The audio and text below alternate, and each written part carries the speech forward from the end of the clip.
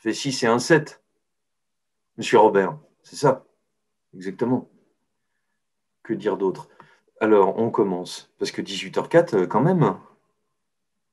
Il y a une petite piscine derrière moi, c'est pour aller piquer une tête quand ça sera fini.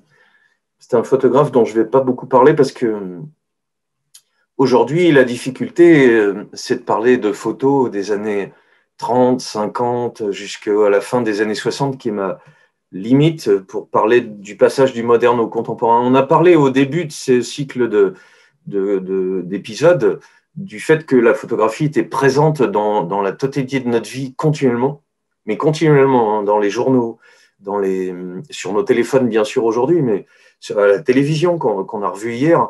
Et d'ailleurs, une des historiennes qui va me servir aujourd'hui à parler de cette photo, elle s'appelle Rosalind Krauss, elle va écrire ce livre, Le photographique, pour une théorie des écarts. J'ai essayé d'expliquer qu'est-ce qu'elle apporte en fait quand elle fait quelque chose comme ça. Mais une petite remarque, elle disait qu'elle a aussi écrit un article sur cette vidéo, ça fait un lien avec ce qu'on a entendu hier, qui disait que sur la meilleure réflexion sur le narcissisme était au travers de la vidéo. Et voilà le lien fait entre hier sur les mécanismes de la circulation de l'image par la télévision et aujourd'hui avec l'image fixe, qui fait que je vais pouvoir faire mon épisode sur la stratégie de l'image, le dernier, avant d'aborder lundi cette idée de pas d'image, la dernière stratégie qui serait envisageable dans toute cette avalanche de références. Aujourd'hui, on va regarder d'abord de la photo, et il y en a beaucoup à regarder puisque le médium, depuis 1824, son invention, euh, et on va dire 1850, son développement, 1890, la couleur déjà, on en avait déjà pas mal regardé, et on s'était rendu compte que la noblesse du médium était arrivée très tôt. Voilà, Daguerre pris en photo par Nadar, le Nadar en question qui avait, dès les années fin du 19e, donné par la qualité du cadrage, par l'espèce de travail de répétition. On va le voir avec Rosalind Krauss, elle va s'intéresser au travail de Nadar. C'est-à-dire que les historiens de l'art contemporain américains vont piocher dans l'histoire du 19e siècle pour trouver des axes thématiques, pour regarder le monde des images d'une autre façon. C'est pour ça qu'il y a stratégie aussi, et c'est pour ça que le livre s'appelle Le photographique. Il ne s'agit plus de dire il y aurait de la photographie, et on va essayer de comprendre ce qu'est ce photographique. C'est-à-dire des tas de choses qui permettraient de lire cette histoire des images par un autre moyen.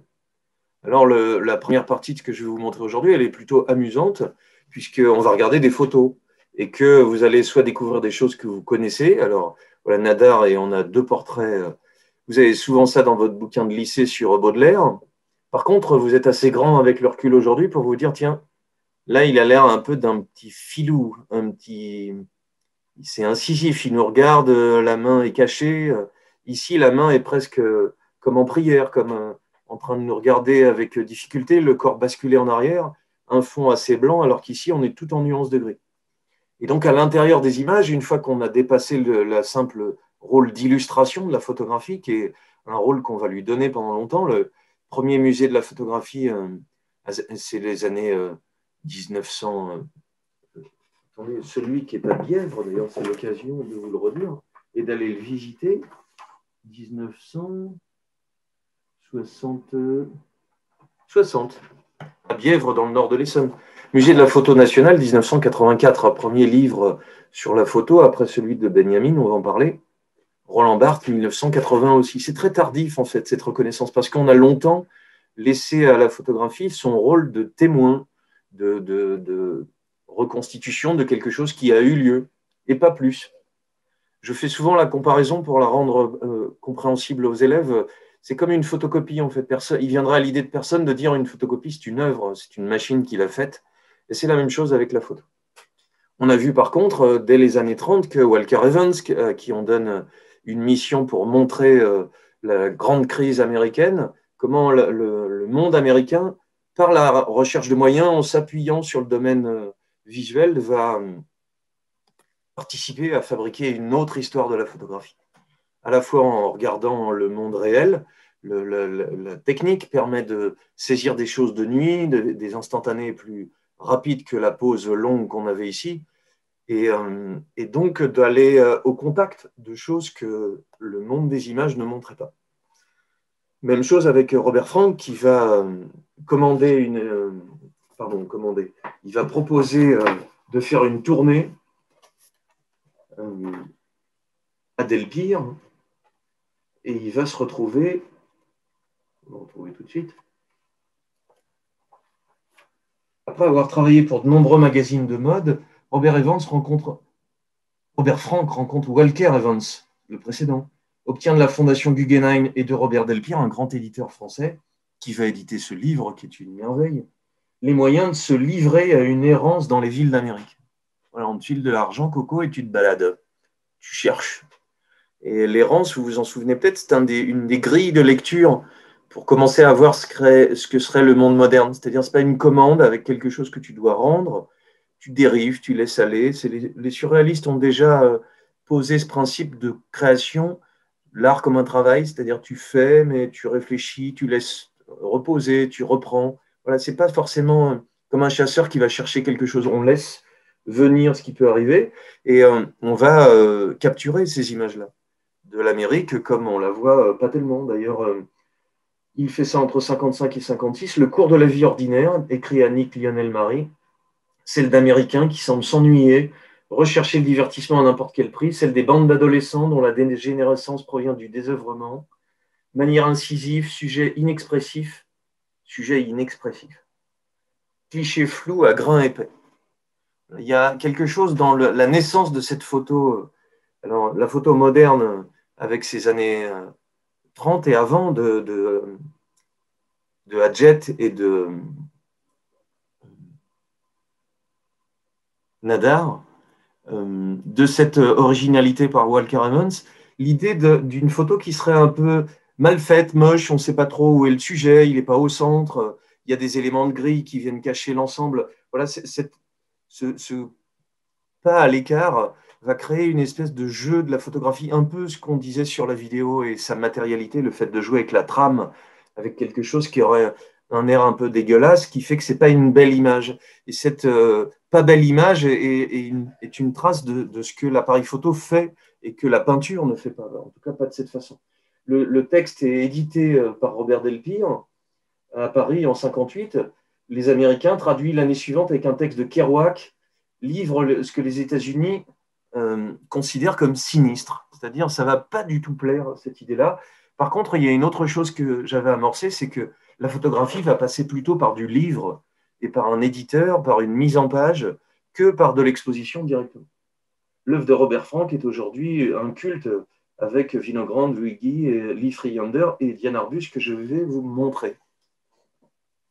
Ce que la photographie invente doucement aux États-Unis, c'est dans la rue une merveilleuse femme. Alors, si vous aviez des a priori sur ce que une femme fait comme image, Lisette Model dans les années 30 va tout de suite vous arrêter. La voici en prise en photo par Wiggy, justement un de ses collègues de photo de rue. Vous voyez que l'appareil est beaucoup plus léger. Des gens qui sont attrapés quelquefois sans leur permission, sans leur autorisation, c'est volé et avec un cadrage un peu accentué. Ici, on dirait presque à propos de Nice de Vigo, des modèles qui ne correspondent pas du tout à ce qu'on attend de la photographie belle. Et c'est ça qui est passionnant d'ailleurs, c'est que Lisette Model nous montre ce qu'on ne veut pas voir. Et évidemment, dans ce pas de côté, il s'agit de l'esthétique, il s'agit de montrer quelque chose de prise de vue par en dessous, d'expressions qui sont plus puissantes encore. Et vous comprenez l'allusion, le pas de côté dont on parle en prenant en photo un aveugle. Pas besoin de faire beaucoup de théorie pour comprendre qu'il y a quelque chose qui interroge ce que c'est que regarder, ce que c'est que mater aussi, ce que c'est que être voyeur de gens qui quelquefois n'ont pas demandé ou qui, encore plus fort, il ne s'agit pas que de pauvres gens qui ne voudraient pas être montrés, mais aussi de gens qui veulent sauver les apparences. Et cette société de consommation des années 30 jusqu'à 60 est au cœur de ça. Dans des bars, là on est au Samis Bar avec un marin et une fille, voilà, des chanteurs au Samis Bar qui sont avec un triple, quadruple menton comme ça, j'aurais pas pris par en dessous si j'avais voulu leur faire plaisir.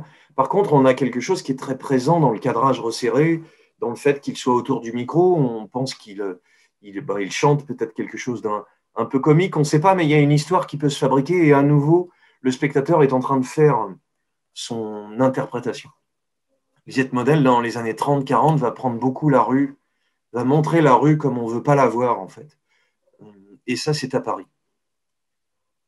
Le Paris libre des années 40 va beaucoup inspirer les Américains en aller-retour entre eux et nous. Et voici le jeune Miles Davis au moment de Birth of Cool. Alors, une élève, entre guillemets, alors un point commun avec un photographe très connu, je ne pouvais pas ne pas mettre au moins une image, il s'appelle William Klein. Il va lui aussi, entre New York et Paris, faire des photos. Et il y a un terme qui peut suffire à faire un os à ronger, comme dit Hegel. Quand il y a une bonne idée, c'est comme un os qu'on ronge, on peut prendre des heures. Il appelle ça de l'antiphoto, c'est-à-dire que finalement, il s'agit de montrer quelque chose qui n'est pas ce qu'on croit, le gros plan devant qui nous gêne, mais elle est en train de regarder derrière nous, et les gens qui sont derrière, on ne les voit pas vraiment. Il y a une dame qui est là, on a un gros bouton, on voit que lui, et en même temps, on ne voit pas qui c'est. Voilà, ce jeu de décalage avec ce qu'on doit voir, c'est ça qui est au cœur de cette pratique nouvelle de la photographie. Et même quand il s'agit de gamins dans la rue, la force du cadrage de l'instantané et des éléments flous qui viennent en contrepoint de choses qui se collent l'une à l'autre. Ça aussi, c'est la force du travail de William Klein. Cette image encore dont parle Roland Barthes dans le livre la chambre... c'est pas la chambre obscure, je vais le retrouver après. Chambre claire, bien sûr, le jeu de mots, c'est que c'est les dents carriées du petit gamin qui attire son œil finalement plus que l'espèce de violence amusée d'un jeu de rue. L'élève de Lisette Model, c'est Diane Arbus qui, dans les années 50 puis 60, va faire elle aussi une photo de rue qui est d'une puissance incroyable, avec un appareil que voici qui est beaucoup plus léger, qui lui permet de faire des photos à New York City. On est en 63, 2 femmes marchant dans Central Park. Il y a quelque chose d'horrible dans ce que fait Diane Arbus. C'est tout le temps dur, mais ça ne se voit pas tout de suite. Cette petite fille qui est en train de jouer, il y a quelque chose d'un peu sympa, mais le pied est coupé tout en bas, les mains sont à demi fléchies, on ne sait pas si elle est surprise ou si elle est contente qu'on la prenne en photo, elle a un demi-sourire, et puis un élément est coupé sur le côté, on dirait presque que la photo a été ratée. Il s'agit à la fois d'un instantané et en même temps, toujours chez Diane Arbus, de jouer avec une espèce de gêne dans ce que l'on voit. Voilà quelqu'un qui met un masque, 2 gamins dont on se dit ils n'ont peut-être pas l'âge de fumer des clopes quand même, les gars. Et en même temps, la prise de vue est vue un peu du dessus, on est plus grand qu'eux, et ça les écrase un petit peu, ça leur donne une espèce de faiblesse. Voilà, ce cadrage d'une photo presque carrée, les pieds sont coupés, on est presque avec eux, ils sont amicaux, et en même temps, ils ont un petit air de défiance. Voilà, des tas d'éléments qui, dans la forme, font qu'ils ont l'air un peu jeunes pour être en couple et se tenir d'une façon élégante, mais un peu emprunté. Un couple à 2 couleurs, ce qui est quand même pas si banal, pas si fréquent que ça dans cette Amérique raciale. Un couple de 2 filles dont on met un peu de temps à comprendre que ce sont 2 filles. Et là aussi, le cadrage en carré donne quelque chose qui est assez esthétique à première vue. La gamme de noir et blanc joue dans ça.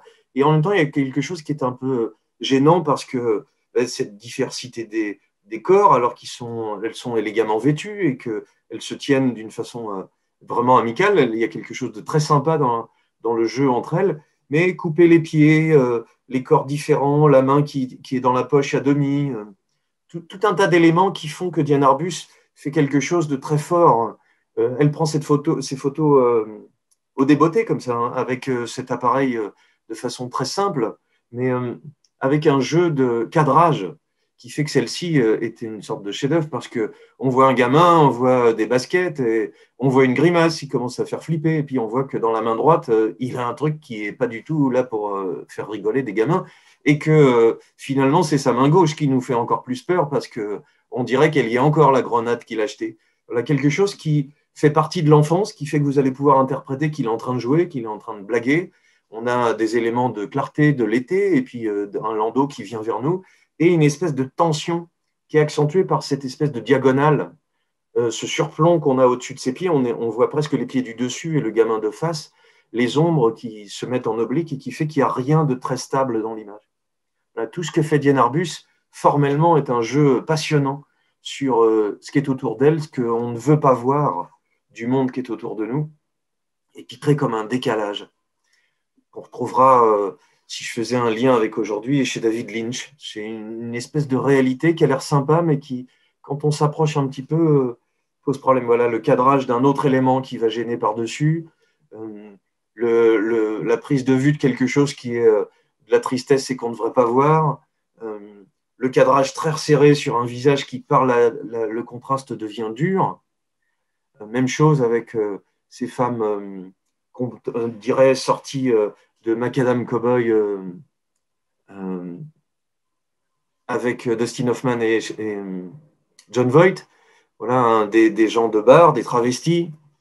Et puis une merveilleuse série qui montre une espèce de force incroyable qu'il y a dans ces gamins trisomiques qui ont une espèce de beauté de leur étrangeté et qui donnent des portraits qui sont à la fois d'une tendresse simple et en même temps d'une grande puissance qui va avec leur regard. On a toute une série qui fait que, et c'est important d'en voir plusieurs, c'est pas voyeur, mais il y a quelque chose qui joue avec notre envie de regarder et qui nous crée une espèce de petit recul. Et ce mouvement de recul, cet écart, c'est ça qui est au cœur du travail de la photo qui est en train de se faire. Yann Arbus est en train de prendre Mae West en 65, qui a un peu sa carrière derrière elle et qui, voilà, légende des légendes, continue à faire rêver ou à vouloir faire rêver. Sur la partie formelle de la photographie, il y a la mode qui va nous amener sur un autre monde, une autre histoire de la photographie avec Irving Penn qui fait ce portrait qui montre que Miles Davis, en plus d'être un génie de la musique, est une très belle personne et dont on aurait envie d'avoir des albums entiers. Voilà, les séries de photos d'Irving Penn, voilà Louis Jouvet, toute une série en atelier avec un fond de tissu qui est toujours le même, un cadrage carré, avec des gens qui sont célèbres, que vous reconnaissez, et qui, dans la façon de cadrer, donnent une esthétique simple, très, très formelle, en fait. Si vous regardez bien, on est dans quelque chose qui est en un sens très classique.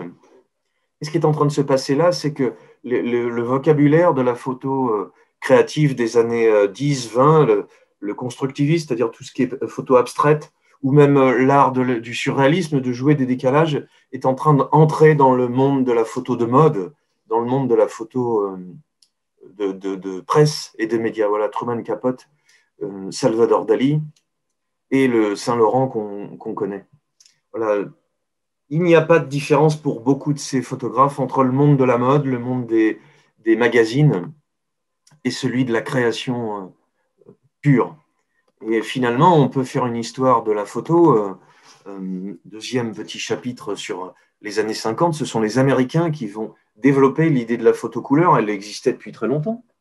Mais je prendrais une phrase de Godard qui parlait du cinéma de cette façon-là, c'est qu'il dit pendant longtemps, on peut faire, il dit ça dans l'histoire du cinéma, on aurait pu faire du cinéma couleur bien plus tôt, mais il fallait que le cinéma, et je mettrai la photo à la place dans sa phrase, il fallait que la photo se fasse reconnaître comme un art, et donc c'est par le noir et blanc, par l'espèce de dignité du dessin, je dirais, ça c'est pas Godard, mais lui il dirait quelque chose comme par l'espèce de recul que donne la forme noir et blanc par rapport au réel. Il ne fallait pas que ce soit trop vrai parce que ça aurait l'air d'un divertissement.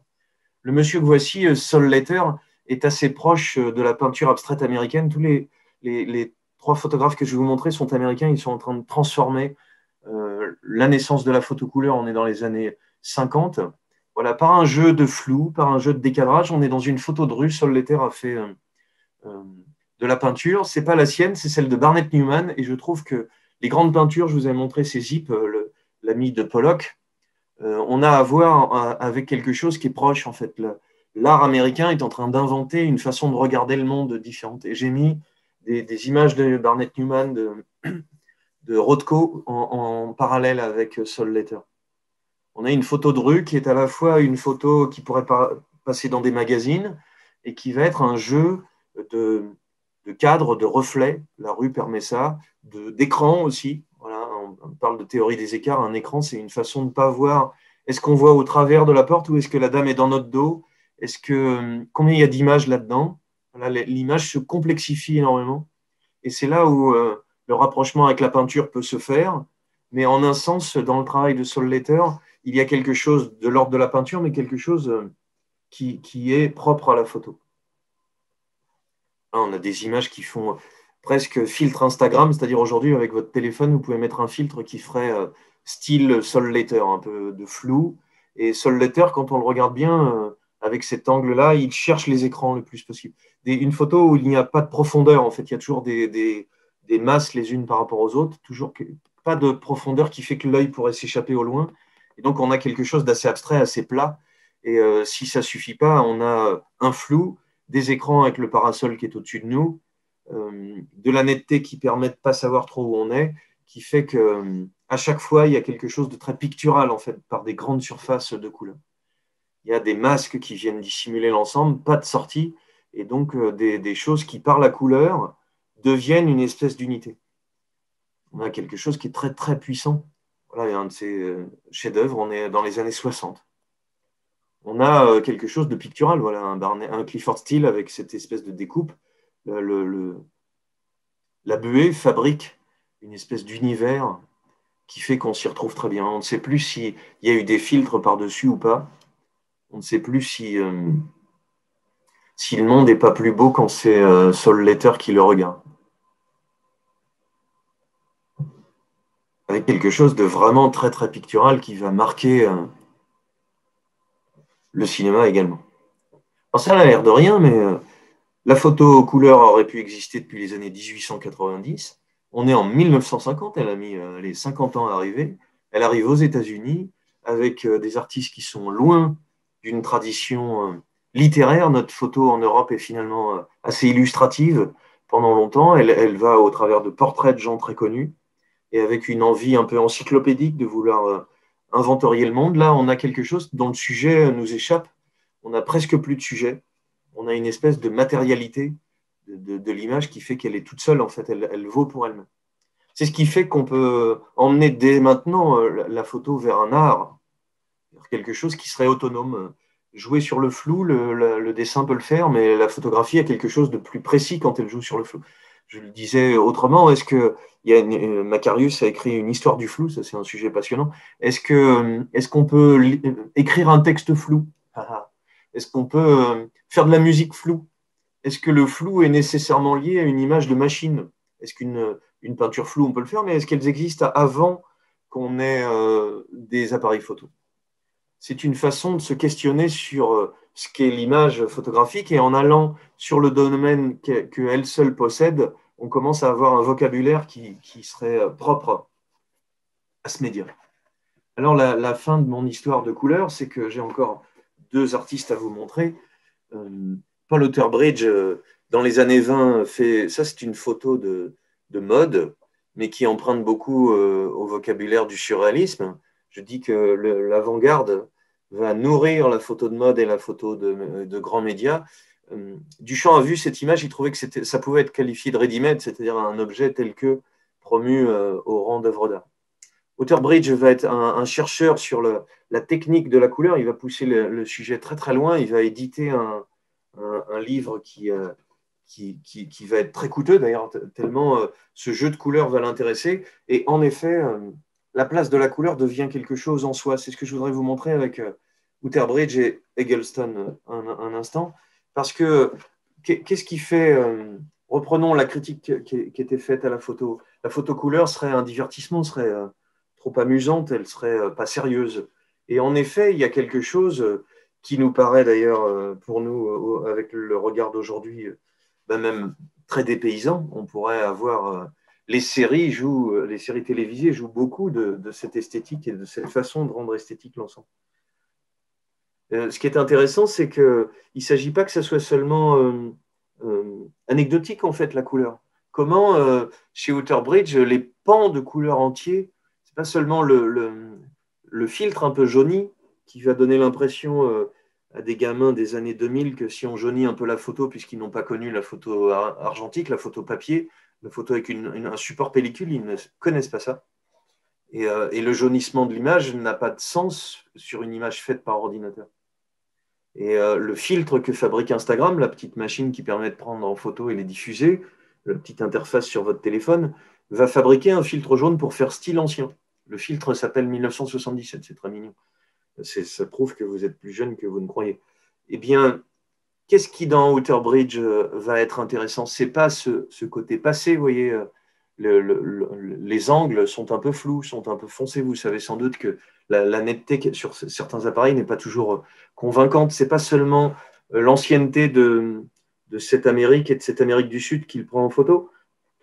Ce qui est intéressant, c'est pas seulement la sophistication du monde dans lequel il vit, c'est que la couleur, vous le voyez avec cette table jaune, cette table verte, cette table rouge, la couleur sur ce pan rouge qui fait ressortir ce personnage, la couleur va devenir un acteur à part entière de l'image. C'est pas seulement les vieilles bagnoles, les robes des filles, la chemise jaune de l'homme dans l'agence de voyage, ou le rouge de la station-service qui contraste avec le vert de la végétation.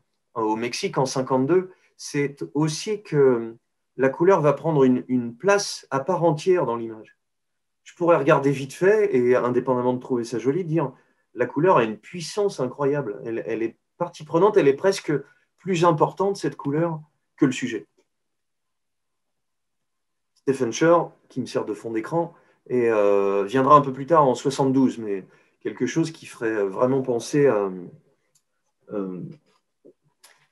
comment elle s'appelle, Blue Jean, la chanteuse américaine qui joue de cette ancienneté et de se retrouve à l'ancienneté, ça me reviendra. Vous retrouverez avant, vous pourrez l'écouter.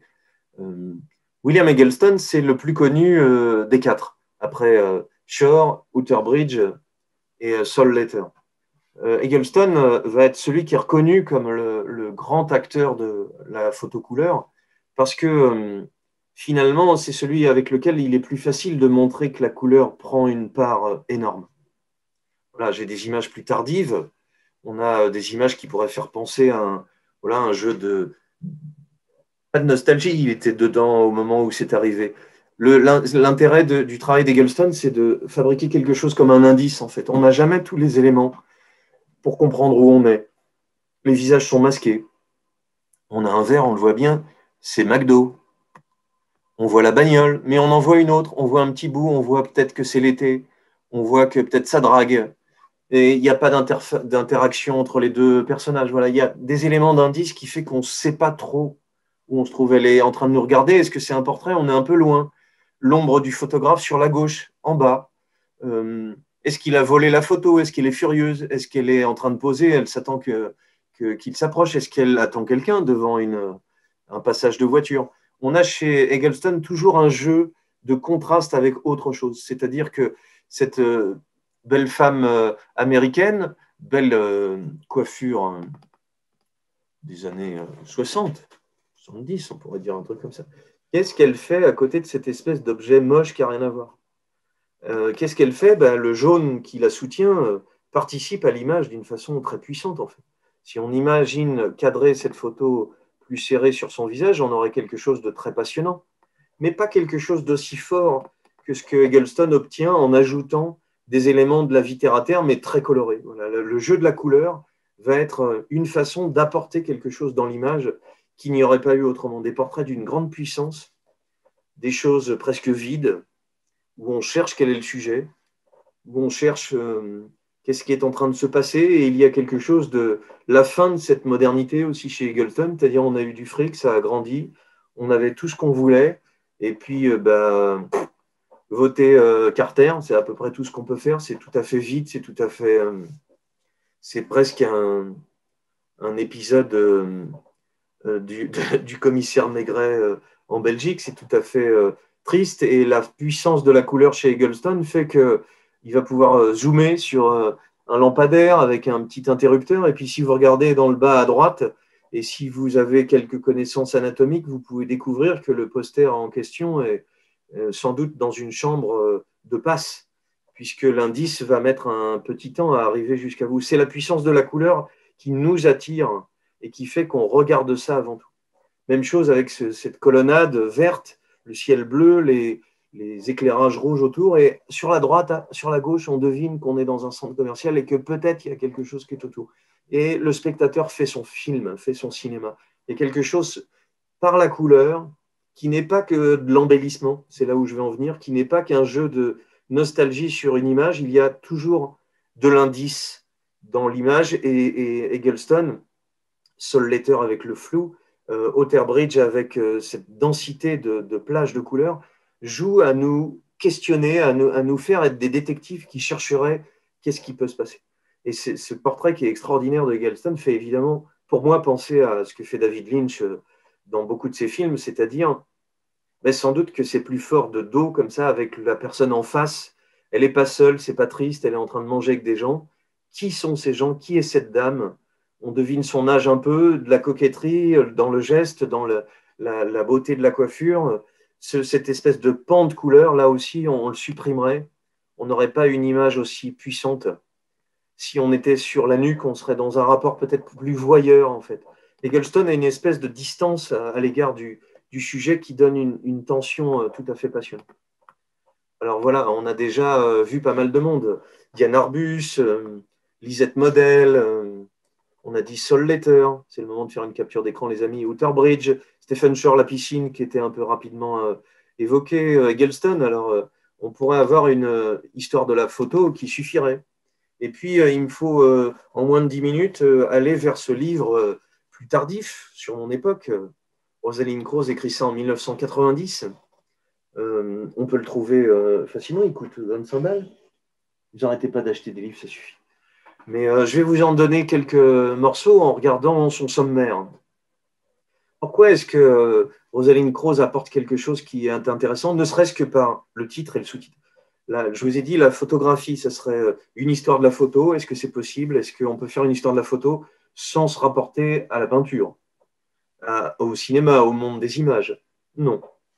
Est-ce qu'on peut, et c'est le premier renversement de Rosalind Krauss, est-ce qu'on peut faire une histoire de l'art, de la peinture, du surréalisme, de la performance, sans s'appuyer sur la photo? Ah non. Pourtant, elles ont un statut un peu différent quand il ne s'agit que d'enregistrer une performance éphémère, quand il s'agit juste d'un document qui permet à Duchamp de jouer avec d'autres choses en rajoutant des moustaches et une Joconde. Voilà, quel statut a la photographie? Voilà, ce qui va intéresser Rosalind Krauss, c'est de regarder comment toutes ces photos qui se circulent, cette photo amateur à laquelle ressemble presque un peu Diane Arbus, on dirait des photos faites dans la rue, mal faites, comment tout cet ensemble d'images photographiques qui sont en marge, voilà pourquoi une théorie des écarts, comment on pourrait regarder autrement le monde des images.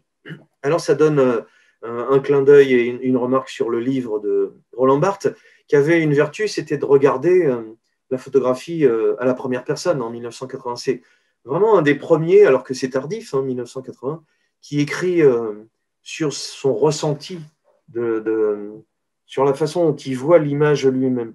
Et dans l'introduction du livre de Krauss, elle dit « Le photographique ne renvoie pas à la photographie comme objet de recherche, mais pose ce qu'on pourrait appeler un objet théorique. » Et c'est là où elle va inverser ce que je suis en train de vous montrer au début, c'est-à-dire elle dit « Ok, on peut regarder la photo par la forme, je viens de le faire en noir et blanc, avec Lisette Model Diane Arbus, avec la couleur, par les procédés techniques, par l'arrivée de procédés techniques. » Et Rosalind Krauss, elle dit la théorie, en fait, ça peut nous aider à voir autrement des images.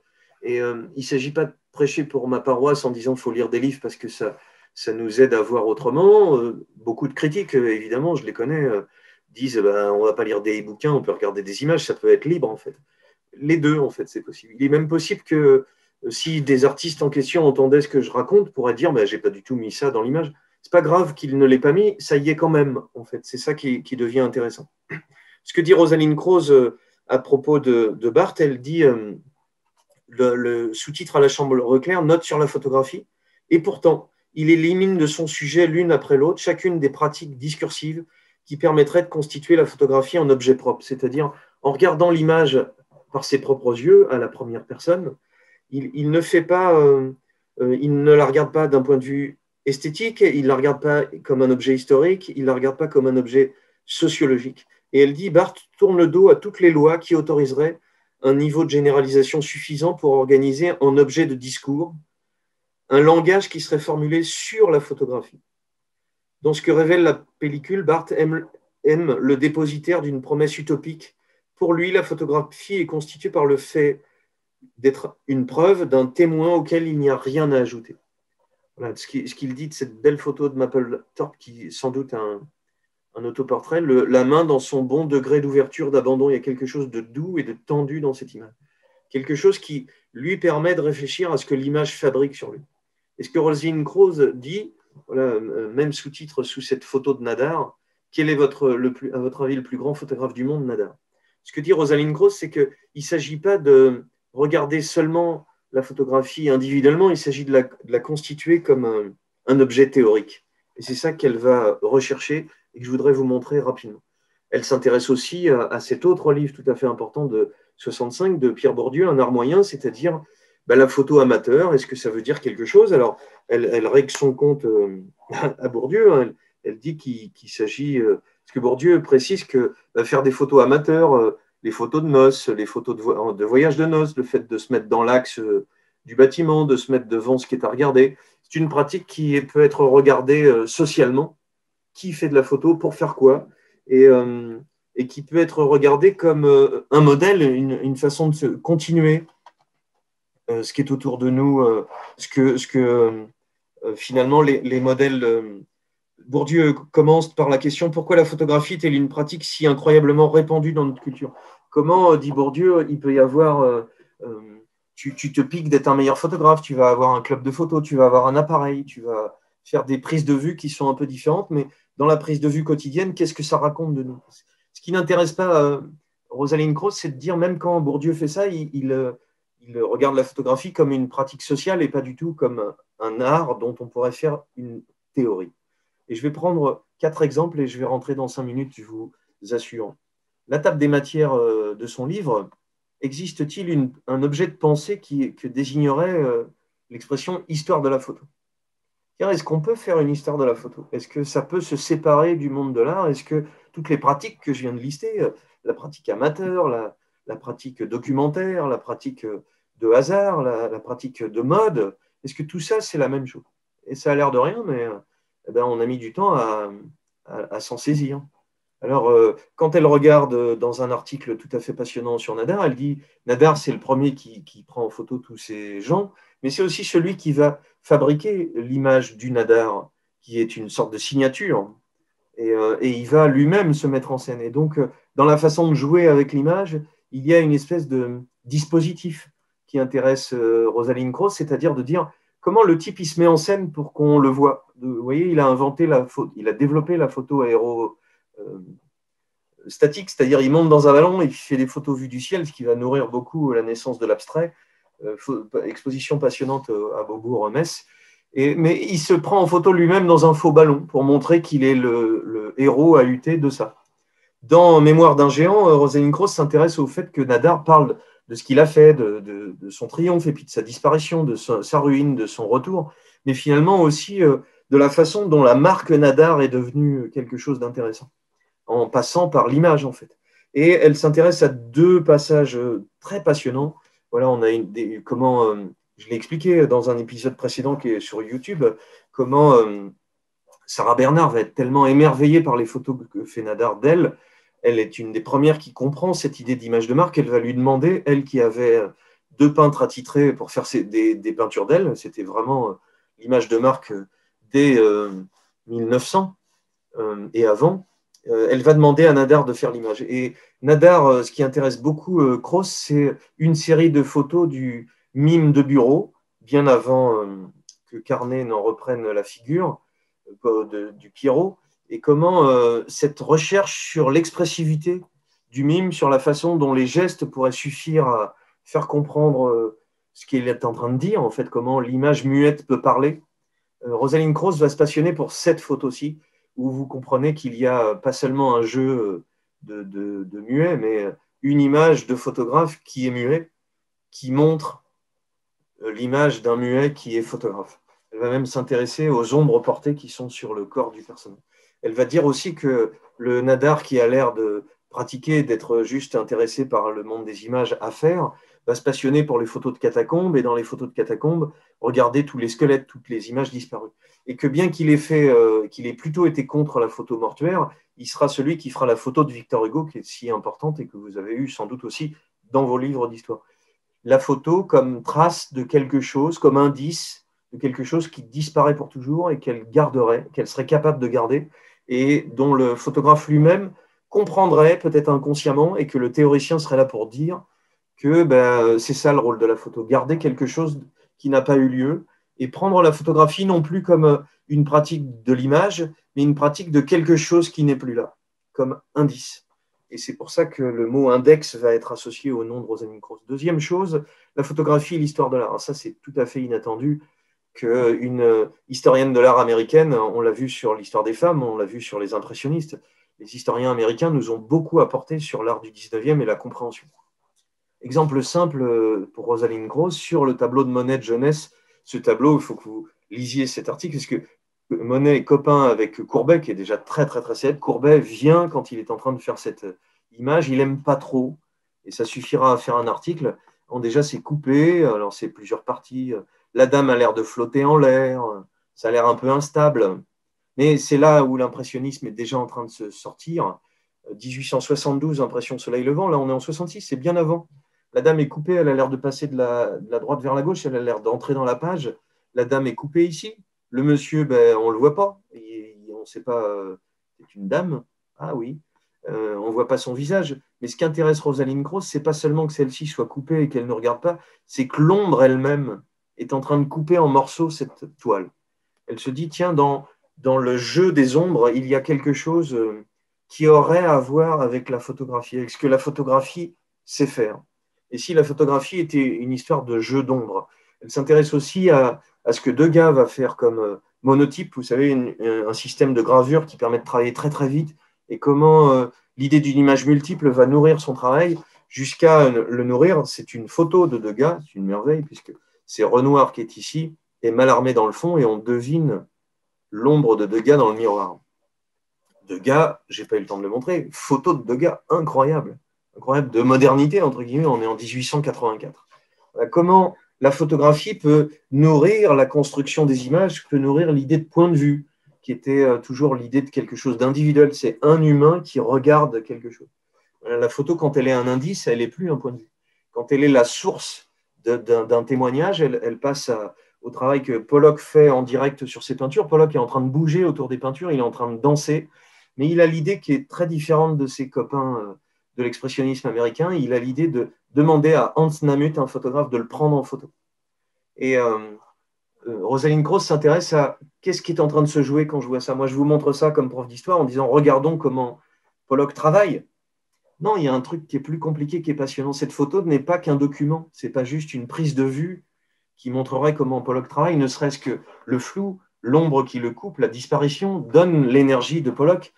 Et qui est l'auteur de l'image? Namuth, le photographe, mais évidemment Pollock autour, et l'espèce de tension entre Pollock qui travaille, Namuth qui travaille, et l'ensemble l'un avec l'autre. Autre chose qui va avec, j'ai parlé de Namuth et la photographie comme texte, qui est une merveilleuse formule. Duchamp, c'est-à-dire Duchamp va faire beaucoup de choses autour de la photo. Voilà une photo de lui en femme, Rose c'est la vie.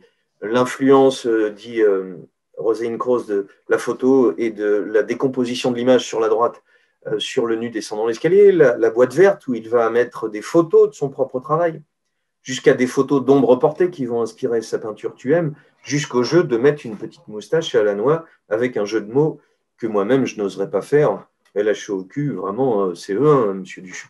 Mais assumez, bien sûr, le jeu de décalage avec ce qu'on voit, la fontaine qui est refusée quand elle est envoyée au salon d'art américain, elle est en photo prise par Stieglitz dans un magazine. Voilà, le travail de Duchamp est à examiner du point de vue de la photo. Et donc, l'histoire de la photo est à regarder comme... C'est pour ça qu'on peut prendre le mot « le photographique ». Ce n'est pas seulement des images belles, comme je viens de montrer dans un premier temps, c'est un peu autre chose. Rosalind Krauss a écrit cette idée de photo et surréalisme. Je prends deux exemples que j'aime beaucoup. Claude Cahun, femme qui travaille sur sa propre image en se coupant les cheveux. Elle est ici en autoportrait, justement en train de jouer avec le genre, avec quelque chose qui la traverse et la travaille. Elle va utiliser la photo pour faire des autoportraits. On appellerait ça aujourd'hui de l'autofiction. C'est 1920, elle a 60 ans d'avance. Beaucoup de ses images ont été détruites, disparues. Elle va être exilée à Guernesey. C'est une femme qui a un parcours depuis Nantes merveilleux, extraordinaire, où elle va s'intéresser, chef-d'œuvre pur que cet autoportrait, où l'image qui est à gauche a l'air d'un garçon et l'image au cou nu, comme dirait Apollinaire est une fille et la double identité qu'a Claude Cahun est mise en scène dans une photo qu'elle contrôle elle-même. Et j'ai passé vite sur ce pur génie du XXe siècle qui est Henri Michaud, sur cette idée de duplicité de l'image qui va beaucoup le passionner. Voilà, Claude Cahun plus fille et Claude Cahun entre fille et garçon. Voilà, le surréalisme s'appuie sur la photographie jusqu'à prendre des collages où Claude Cahun va prendre son propre visage, ajouter des titres, ajouter des mots et en jouer jusqu'à cette Claude Cahun encore plus fille à Jersey. Pardon. Autre utilisation de la photo, Hans Bellmer qui va fabriquer des poupées complètement malsaines où il va assembler des bouts de poupées qui sont un peu grandes pour être jouées. C'est la poupée auquel on jouerait quand on a un grand monsieur, parce qu'elles ont des sexes et qu'elles ont des seins, mais qu'elles sont en plus démembrées. Il les attache dans des environnements pour qu'elles aient l'air encore plus ambiguës. Et encore plus ambiguës, il s'agit de sculpture, d'assemblage, puisqu'elle a l'air d'être cassée en morceaux, vue du dessus. La photographie elle-même, avec le monsieur au loin, ajoute à l'ambiguïté forte de ce que fait Bellmer. Là, le voyeur, de nuit, la même poupée qui est déjà quand même bien chelou. On voit que Dali est dépassé par la monstruosité, la surprise. C'est la photo qui sert à tout ça. Et puis, deux dernières choses pour finir, je suis un peu long, le sujet étant grand. Les nus d'Irving Penn pour Rosalind Krauss, je vais passer vite parce que ce qui est passionnant chez Irving Penn, c'est qu'une partie de son travail, j'ai montré les portraits pour la mode, elle va s'intéresser à deux choses chez Irving Penn. Des séries de nus complètement abstraits. Et j'ai quelque chose qui va vous dire qu'il faut voir des photos en vrai. Regardez, un tirage, deux tirages, trois tirages. Eh bien, moi qui vous parle, je ne sais pas lequel est le vrai. Chaque tireur va participer aussi et l'histoire de la photo doit intégrer le tireur. Est-ce que plus foncé, elle se sort plus du fond? On dirait plus une masse, on dirait presque des bras, un monstre. Plus gris, c'est plus doux. La matière de la peau va ressortir plus. Gris dans un cadre, c'est encore plus différent. Voilà l'utilisation technique de la photo, la façon dont on va imprimer, sortir l'ensemble compte dans le photographique. Et ce qui intéresse Rosalind Krauss sur cette série de portraits de Irving Penn, c'est qu'il sort du monde de la mode en prenant des modèles qui ne sont pas toujours minces et filiformes. Et il en fait quelque chose qui est tout à fait surprenant, intriguant, qui deviennent presque des formes abstraites, avec juste ce qu'il faut de hors-champ, juste ce qu'il faut de déformation qui aurait plu à Cartès, dont il s'inspire largement, qui font une espèce de jeu de recherche. Je vous disais, le monde de la mode n'est pas séparé de celui de la recherche, en fait. Le titre de l'article de Rosalind Krauss, la photographie en tant que collage. Elle a l'idée qu'il ne s'agit pas seulement de coller, comme on vient de le voir avec Claude Cahun, mais que chaque élément a l'air d'être collé dans le reste. Voilà, la grande série d'études de nus qu'Irving Penn réalisa et tira en l'espace d'un an entre 49 et 50, prit pour lui l'allure d'une opération clandestine, d'une sorte d'attaque de kamikaze déclenchée pour lui-même, contre sa propre image publique de photographe de mode. Voilà. À l'intérieur de la carrière d'un artiste, le travail lui-même peut être interrogé, avec des formes qui deviennent tout à fait passionnantes. Et puis, deuxième chose et dernière partie de ce photographique, j'espère que ça n'a pas été trop long, note sur la photographie et le simulacre. Et là, entre guillemets, je simplifie, et pardon pour les spécialistes, Irving Penn en prend un peu plus pour son grade. Irving Penn va faire toute une série de photos de recherche sur les natures mortes, des choses qui sont très belles, des légumes congelés qui servent pour les magazines. On est à New York dans les années 70, des commandes pour de l'esthétique, pour des produits qui existent toujours. Hein. Et ce que Rosalind Krauss développe, qui est tout à fait passionnante, c'est qu'elle explique. Il existe un aspect de l'esthétique que Penn souhaite utiliser dans la photographie, ou au moins dans ce type de photo. C'est-à-dire que si je vais vite, vous allez me dire, ça c'est de l'art, ça c'est de la photo d'art. Là aussi, parce que c'est beau, c'est embelli pour l'art, mais ça, est-ce que ça peut être dans l'histoire de la photo Soyez sérieux, c'est de la pub, des trucs merdiques pour être vendus à des dames. Eh bien, Rosalind Krauss, elle déplace théorie des écarts, dit son sous-titre. Il s'agit de la double notion de rareté et d'unicité. Premier ordre pour l'original en peinture, elle n'est pas de second ordre quand elle est sur une photo. Voilà. Pourquoi elle dit ça? C'est-à-dire qu'on pourrait penser qu'une photo, le format, ce n'est pas important. Quand c'est une pièce unique, une peinture, j'ai choisi une toile ronde, une carrée, qui fait 3 mètres ou 1, c'est pas pareil. Sur une photo, ça pourrait être le cas. Et ce que dit Rosalind Krauss, c'est que la photo, ici, elle est faite pour occuper une double page de magazine. Et Irving Penn le sait et utilise dans sa façon de fabriquer l'image cette double page.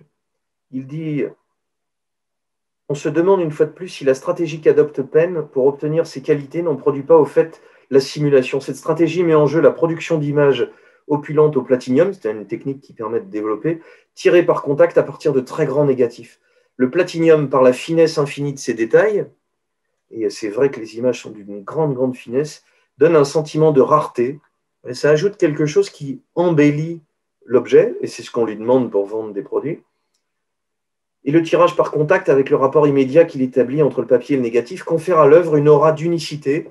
C'est-à-dire quelque chose, ça redevient assez beau par la préciosité, en fait, qui donne à la photographie un caractère plus net que ne pourrait l'avoir un dessin et une photo.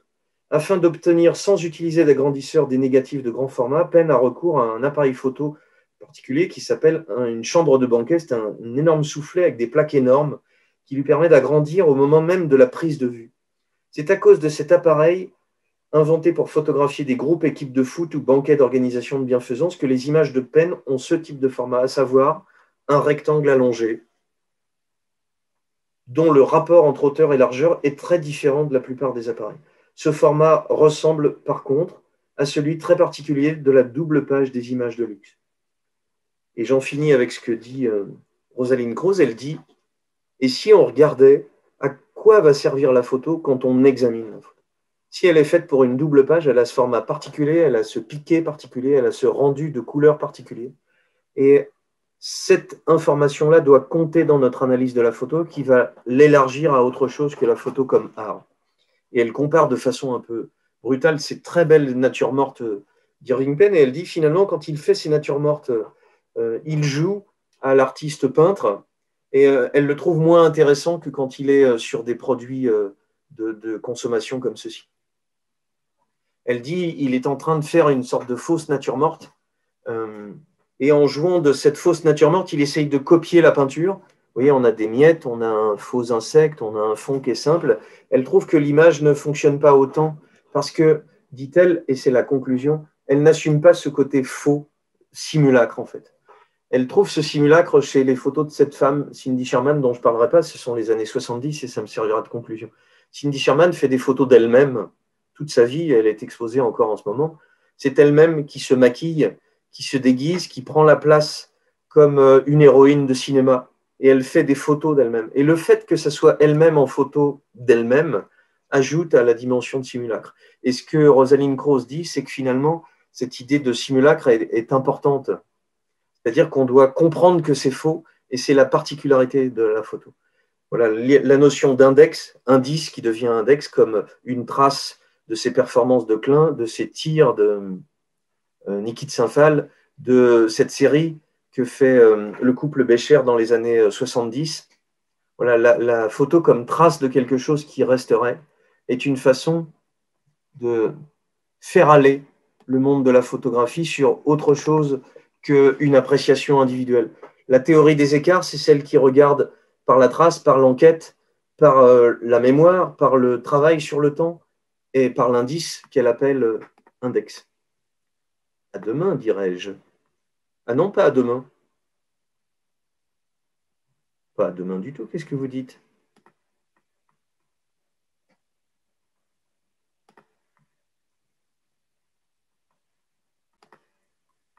Pas demain.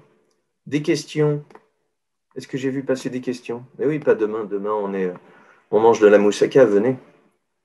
Des questions? Mais oui, j'ai vu une conversation. Format carré 6:6, mais oui. C'est un type de format sur les photos qui me servent de fond d'écran. Ah mais non, j'ai pas fini de vous parler de ça. Oh, ça sera pas dans l'enregistrement, c'est pas grave. Pas très grave. Ça fait longtemps qu'on n'a pas parlé de lui. Andy Warhol, qu'est-ce qu'il va s'amuser à faire encore lui? Des polaroïdes de gens connus. Des polaroïdes, c'est-à-dire je suis copain avec des stars. Truman Capote, Jean-Michel Basquiat, des beaux gosses créateurs de mode, des futures stars, travestis, des copains déguisés, des copains pas déguisés, moi-même, des copains connus sous un angle pas connu, des mecs qui vont devenir célèbres, des stars, des stars, des stars, des stars, qui vont être toutes les unes à côté des autres, comme une espèce d'inventaire sans fin.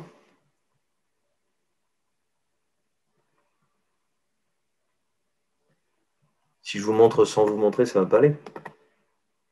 Des stars, comme un inventaire sans fin.